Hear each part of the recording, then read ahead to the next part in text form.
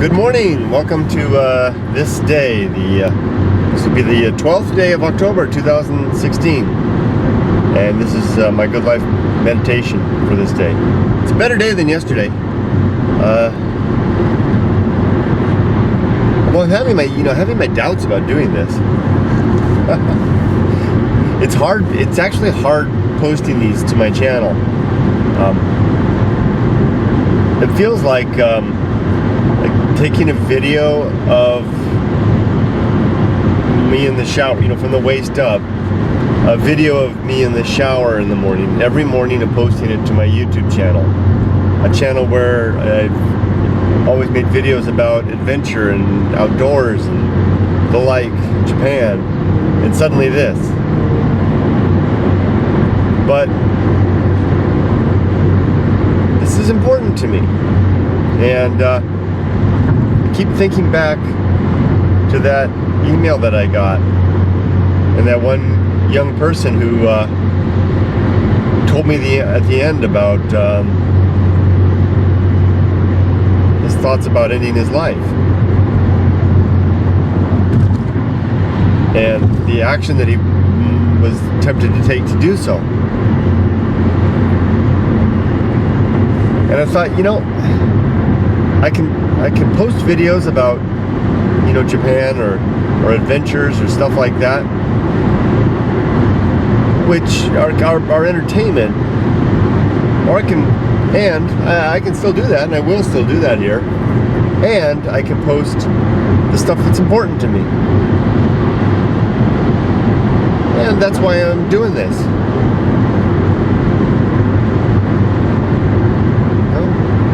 So there you go. It still feels awkward. It feels like I'm using an instrument in the wrong way, when in fact this might be the best use possible for it. So there I'm gonna move on now and get busy with it. So there are 3 sections for this effort. 3 sections. One is the affirmation of human rights, followed by the 3 objectives, and finally the 7 principles. Let's go through these in order. Pardon me. The observation of human rights. Wow, look at that fog up that canyon.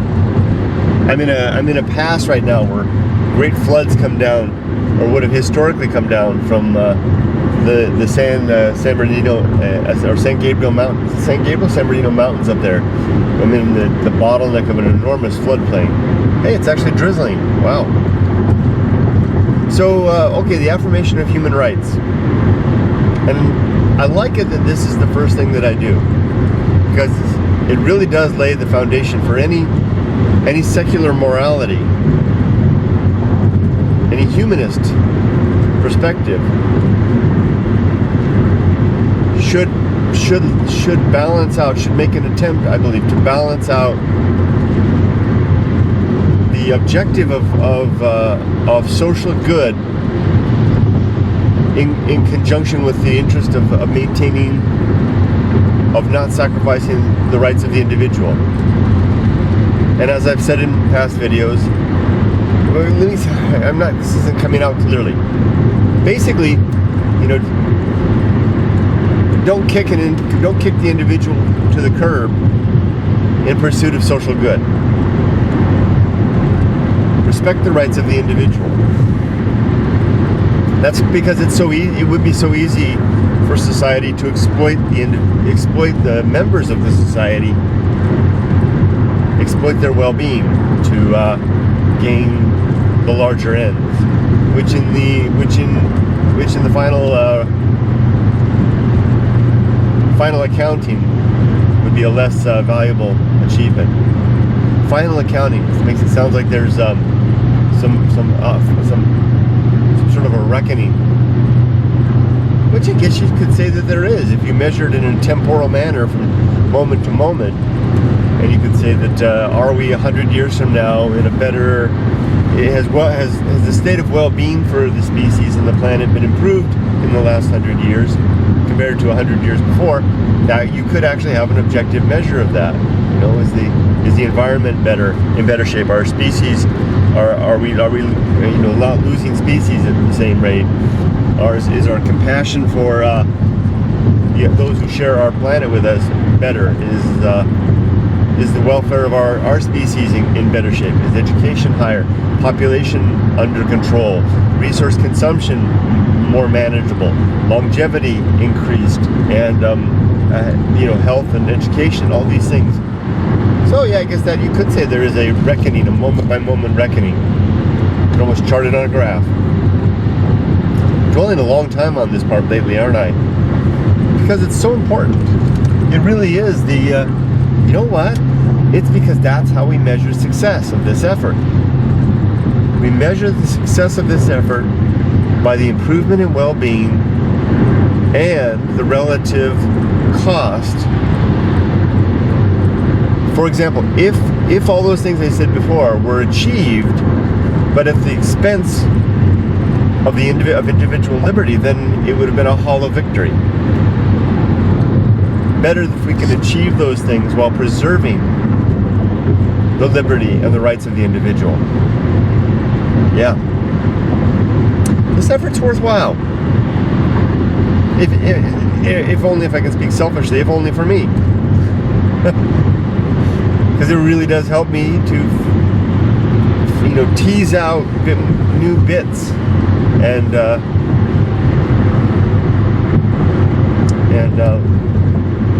what's the word? There's a word for it. I can't quite get it. Subtlety. Let's move over a lane. Same lane I was kind of trapped in yesterday. Okay, let's move on now. So I've gone over the Statement of Human Rights. Very long-winded way. Next is trying to figure this out. Sign moving. Wow.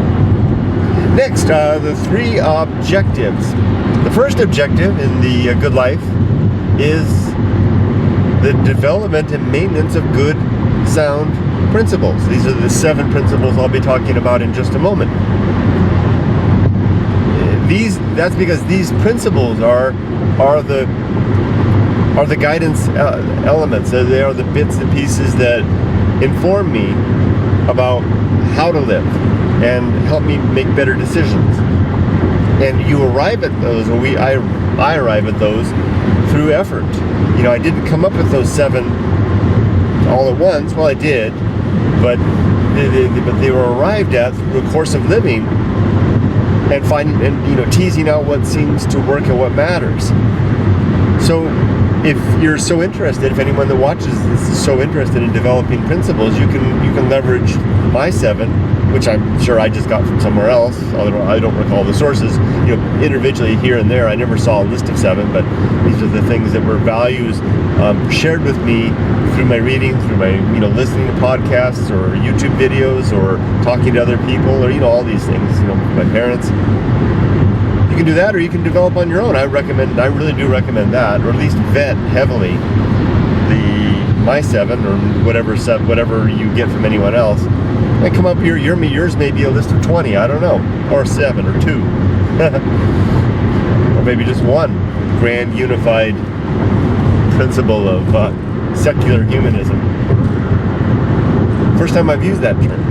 But that is what this is. This is a secular humanist effort. Secular being, worldly, and humanist being pursuing the interest of our species, well-being of our species, and of course the larger community of our planet. Anyway, let's move on. So that's the first objective, is to develop and maintain these 7 principles, or develop and maintain whatever principles you or I come up with. The second objective is the cultivation of good emotional reactions. Pardon me.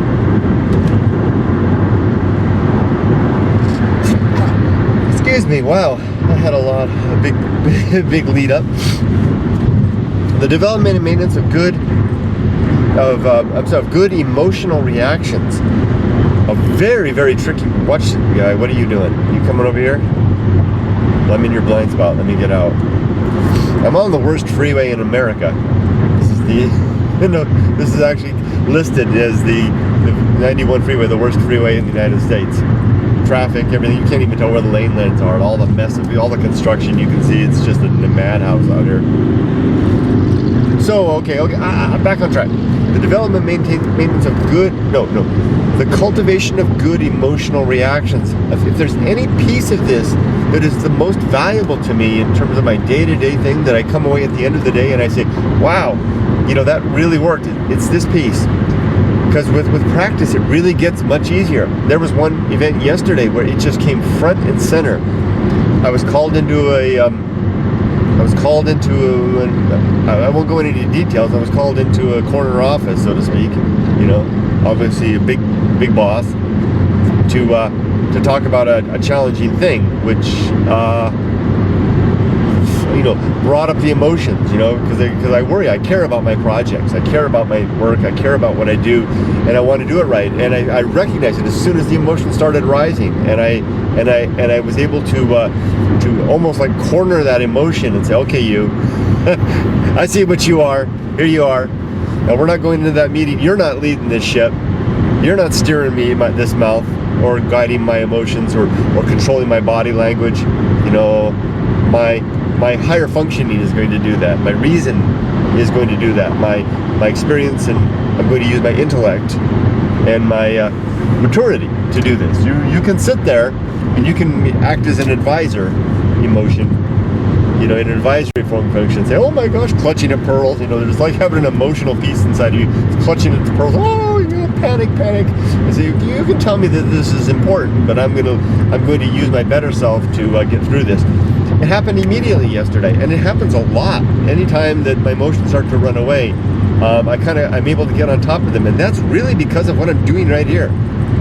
These videos, this is the benefit of that, because talking about this, I spend 15 minutes or more, 20 minutes sometimes doing this every single day. Turning the camera on only makes it longer. And when I finally arrive at work, I'm in much better shape. So cultivation of good emotional reactions. Wow, I let talk that up for a long time. Let's continue on before I run out of time.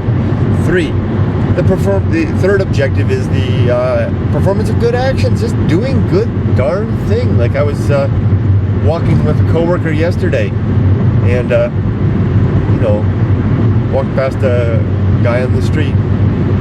My coworker reached into his wallet, pulled out a $5 and then another $5, and offered the guy, $10, just out of the goodness of his heart. Doing stuff like that, picking up a piece of trash on the side of the road, contributing to charity, driving the speed limit whenever possible, driving safely, turning to putting down the iPhone, and when talking to someone, and particularly our spouse and family members, and listening to what they say, making sure the family comes to dinner. I can go on and on and on, and all these things throughout the day are little chances to tap the ball of the inertia of goodness. We're all doing that. We're tapping that, spinning around. It's a stupid analogy, but I like it. It's like, imagine a spinning ball of inertia of goodness. Ball of goodness spinning along, and every one of us, it radiates goodness. And where does this stupid analogy coming from? But every time one of us does something, even the smallest thing good, we're tapping it and keeping it spinning.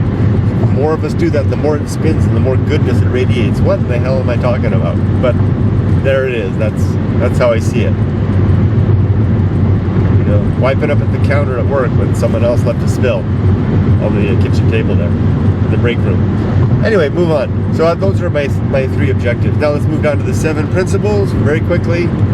First, the atomic principle. The universe is made of energy and matter, kind of interchangeable. And matter appears to be a type of frozen energy that transforms and changes depending on environment, pressures and temperatures, becoming more complex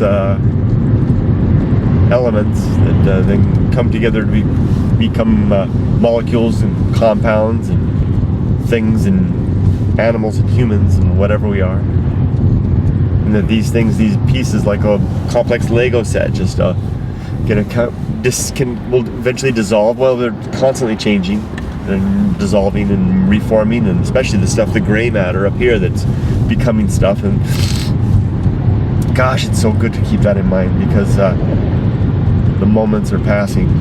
Soon we'll be gone. You know, I sometimes I make these videos and I ask myself, what am I going to do? If I keep this up every day, am I going to have a channel with 360 videos times however many years I have left? And I think that's ridiculous. That's absurd. You know, YouTube will wipe it off the face of the earth, you know, along with everything else I've got on this channel. And no one will ever watch, because it'll just be thousands of videos of nonsense.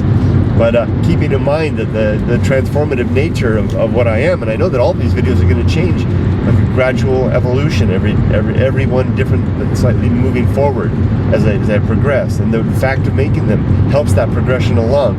And then the other fact of mortality, that you know, I'm lately trying to remind myself, like the Stoics, to remind myself that death is here in just very soon.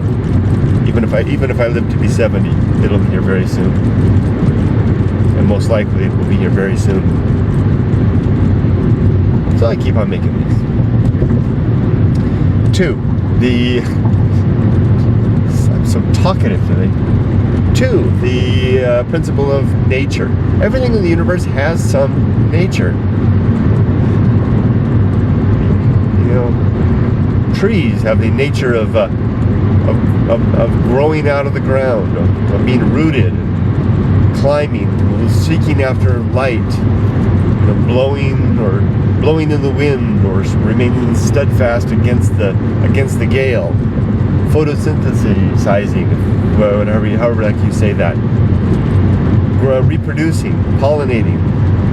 No thinking, I don't think, although maybe there's a type of communication through the ground to the environment, which I've heard there is. And that's the nature of a tree. Nature of my dog, to be loyal, to sleep a lot, to seek after happiness, to be protective, to be incredibly loving, to be very cute, to be furry, to need a bath once in a while, to stare at me while he takes a dump. This is the nature of my dog. It's the nature of my wife, to be a good woman, to care about what is right above, and to have an intuitive sense of what's right. It's almost a part of being Japanese, where the Japanese have a codified sense of right and wrong. It's part of their culture. It's something that I'm not very fond of in general. I'm not fond of prescriptive right or of dogmatic right and wrong, but the way that it's manifested in the Japanese so often is very good, although there are negative things to it too. To be a very, very sensitive woman, a very loving woman, and a good woman, and someone that I'm so glad for whose counsel I have and for whose company I enjoy. To know the nature of myself, which is to prefer solitude, to enjoy, to seek after lonely places, wild places, to walk and think alone, and to not be very interested in social participation, to do it almost grudgingly, to love my family, to enjoy that social company, and to be grateful for work and the moments that I have of life. To see what the nature of these things, and then to pursue them, pursue them is not the right word. To respect them, abide them, and pursue them in terms of my own nature. It is my nature to do this type of thing. So making these videos and posting them is within my nature. And even though it may cost me my subscriber base, it may cost me my channel, it may even cost me the revenue that I gain from it. But probably not, because I know that analytics show that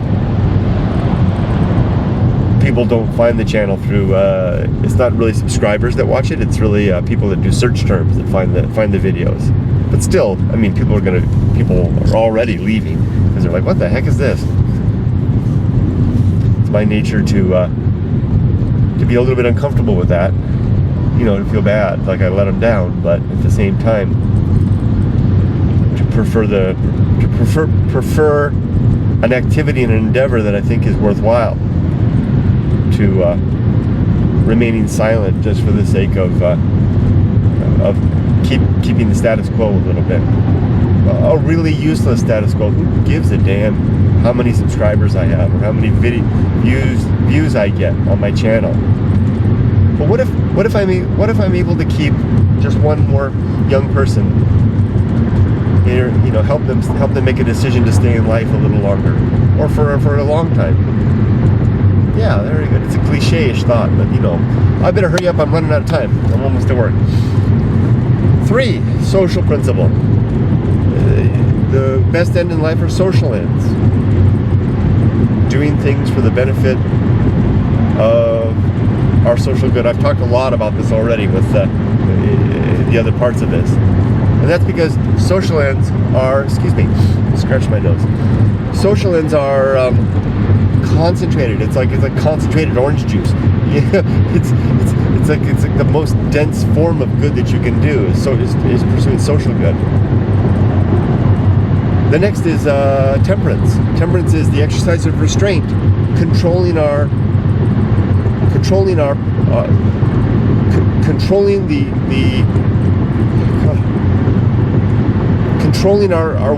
will to consume, our interest in, for example, drinking, eating, playing, working, sleeping, sex, all these things we can do in excess. And when we do that, we gain some sort of satisfaction that comes of it. It's an indulgence in a way there's really no virtue in that. There's no virtue in consumption itself. But in the moment that we decide that we're going to restrain ourselves and we're going to exercise some will, it's like flexing our muscles. We're going to say, no, I'm not going to have that extra slice of pie, or I'm not going to work myself to excess just for the sake of the consequences that come, the good consequences that you get from that, but at the expense of the time I should be spending with my family, or sacrificing my health, or I'm not going to give in to the emotion of anger and run with that, like I said, running with scissors. These things, whenever you do this, whenever you give in, when you don't exercise temperance, you're running with scissors in a way. It's a hazardous, dangerous thing, an indulgence that feels good, and or maybe it doesn't feel good, but it feels like you're doing something that you need to do. That's not coming out right, but you get the idea, I think. Temperance also helps us to limit our consumption of resources, and is a virtue in its own right. 5, the great indifference. The universe is out there. It doesn't really give a damn about us. If you want to find love, peace, understanding, companionship, compassion, fraternity, sorority, and family, then look to one another. You also can find that kind of stuff with our pets, particularly dogs, well, maybe cats to a lesser degree. Some people think snakes. I don't know how they do that, but there you go. Reason, 6, the governing faculty, the method, the methodology, the mental faculty, the mental activity by which we ascertain what seems to be the facts of the world, come up with arguments about those that yield conclusions that we can use then to determine if our observations are correct. Looking at the cyclic nature of things in life and making ideas about why that is, what's happening, and then researching it more helps us to understand those cycles, or basically any type of phenomenon, or even activities within our own self. Reason, using your brain, using our brains to observe and uncover truth and confirm truth is the best way to understand the world and to improve our worldview. An opportunity to get in. Finally, virtue, 7. Virtue, the purpose of life in this worldview. Virtue is actually, people have asked me, they say, how do you define what virtue is? Well, virtue is, I define it as the improvement of, and I didn't get this from me, I got it from other people. It's the improvement of well-being for our species, for our individuals, our species, and the planet. Well-being being defined as living better, stronger, longer, and happier. And the things that we can do to cause that for ourselves and others, and other species and ecosystems. And we can perform virtue. We can realize virtue by living a life where we recognize the everything is made of bits and pieces, that everything has a particular nature, that it's good to recognize and respect what the nature of things are, and honor it in a way, so to speak. And to, as long as that nature, be careful. I mean, you don't want to honor the nature of a tiger by throwing yourself into its jaws, but you know what I mean. Or honor the nature of a psychopath by getting in their car. But you do want to honor the nature of others who have particular talents and capabilities, not by resenting them or foiling their efforts, but by respecting that and furthering it, and also honoring your own nature by pursuing social ends, exercising temperance, recognizing the great indifference, exercising reason as the governing faculty, and living a life of thoughtful meditation on all these things and daily reflection. And there we go, and I'm at work, so I better stop. Today I have some challenges, a big meeting today, really big meeting today. I'm ready for it, to go in, to recognize my limitations, to come to that meeting as well prepared as I can, to temper my emotions, and to work to speak honestly, and to further the well-being of my organization, the community around me to whom I serve, and of course myself and my family, by doing good works and ensuring that I continue to have a job to support them. There you go. Thanks for joining me today for this good life meditation. Have a good life. Have a great life. Take care.